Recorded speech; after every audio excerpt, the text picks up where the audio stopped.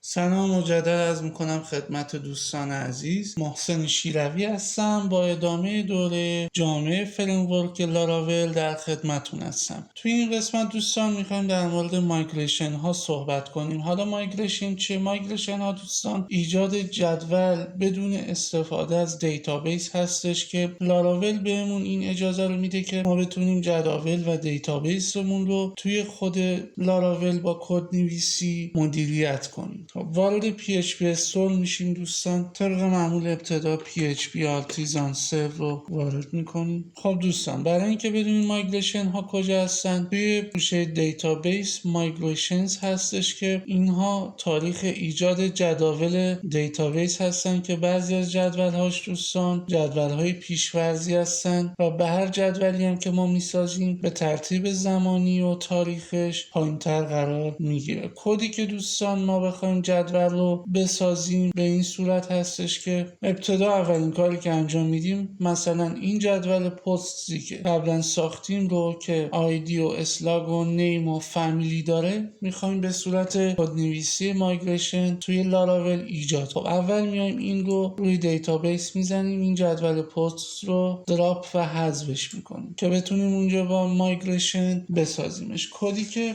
برای ساختن مایگریشن هست دوستان PHP آرتیزان make migration. اینجا اسم جدولمون رو دوستان باید به این صورت بنویسیم که create underline، به طور مثال همون پست رو میخوایم بسازیم underline table. اینتر رو که بزنید دوستان میبینید که اینجا برای ما مایگریشن رو ایجاد میکنه و توی تاریخ ایجادش رو هم برامون میزنه که ما اینجا اگر داخل پوشه مایگریشن بریم این پستی که ساخته شده رو دوستان میبینیم و در واقع اگر روش کلیک کنیم با این صفحه دوستان مواجه میشیم که اینجا میبینید جدول پستمون ساخته شده و دو تا تابع وجود داره. تابع آیدی که به طور پیشورز پرایمری کی هست و تایم استمپ که دو تا فیلد رو دوستان ایجاد میکنه که یه فیلد created اد هست که تاریخ ایجاده و updated اد که تاریخ ویرایش اون رو برامون نمایش که این دوتا تابع پیشورز هستش. به طور مثال اولین فیلدی که میخوایم ایجاد کنیم اسلاگ هستش که از نوع استرینگ بود اسلاگ. فیلد بعدیمون هم از نوع استرینگ بود که نیم بود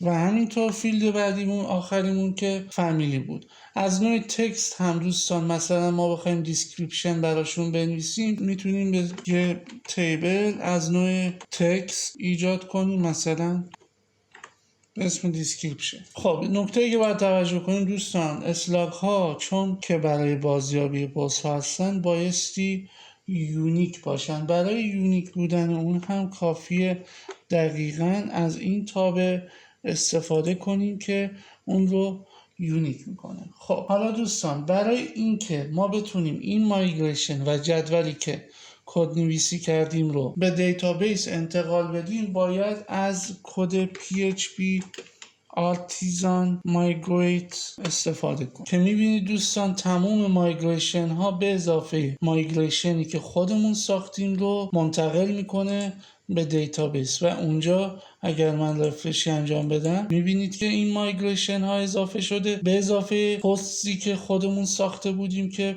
اسلاگ و نیم و فامیلی و دیسکریپشن داشت و آیدی و اون دوتا فیلدی که مربوط به تایم استمپ بود.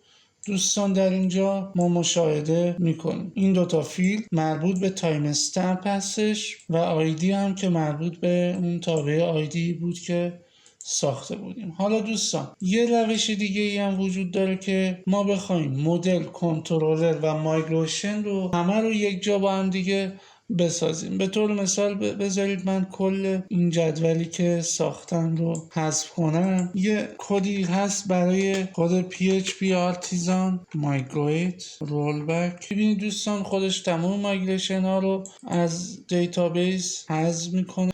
میبینید که توی لاراولمون فقط اون مایگریشنی که به صورت پیشورز خود دیتابیس هست وجود داره و اون پستمون حذف میشه. پرسونز هم که دوستان از قبل ساخته بودیم. حالا ما اگر بخوایم که با یک کد هم مدل هم کنترلر و هم مایگریشنمون رو بسازیم بذارید من اینجا مدل پست رو هم حذفش کنم. خب حالا مدل پستمون حذف شد، کنترلر پست هم که نداریم، کنترلر پرسون داشتیم، پس نیازی نیست این رو حذف کنم. حالا من میخوام یه مدل به اسم پست بسازم که هم بتونه مایگریشن برامون ایجاد و هم کنترلر پست کنترل رو برامون ایجاد کنه. ابتدا باید اونها رو حذف کنیم که من اینجا مدل پست رو حذف کردم، مایگریشن پست رو هم حذف کردم و توی کنترلمون هم که کنترلر پست رو نداریم. حالا کافی از دستور PHP artisan make model اسم مدلمون رو پست بذاریم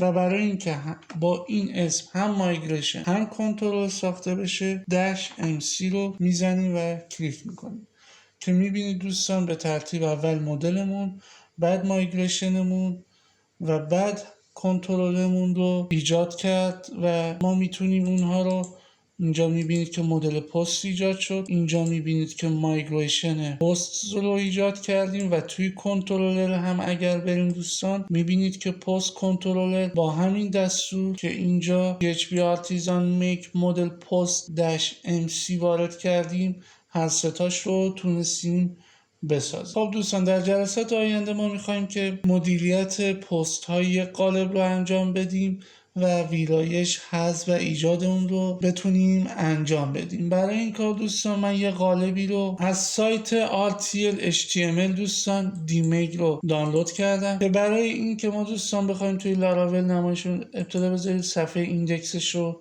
بهتون نشون بدم که قالب به این صورت دوستان که قالب رو ما میبینیم این صفحه ایندکسش هستش و میخوایم روی پست های اون مدیریت رو داخل لاراول دوستان انجام بدیم. خب برای اینکه دوستان قالب رو روی پروژه لاراولمون بشونیم، قالب رو روی پروژه لاراولمون پیاده سازی کنیم، باید این فایل های CSS، fonts، ایمیج و JS رو کپی کنیم توی مسیر لاراولمون دوستان. اینجا توی فایل پابلیک اونها رو ما پیست کنیم. خب فایل ایندکسش رو هم میزنیم که کدش بیاد و کدش رو دقیقاً و عیناً کپی کنیم توی صفحه ویلکام لاراولمون که اون به نوعی بشه صفحه اصلی ما. خب دوستان این صفحه ایندکس کنترل A رو میزنیم، کنترل C توی صفحه ویلکام کنترل A و کنترل V رو میزنیم که اون صفحه ایندکس به صفحه ویلکام کدهاش منتقل بشه. خب حالا اگر به آدرس ویلکاممون بریم میبینید که دوستان کدها به اون صفحه ویلکام منتقل شده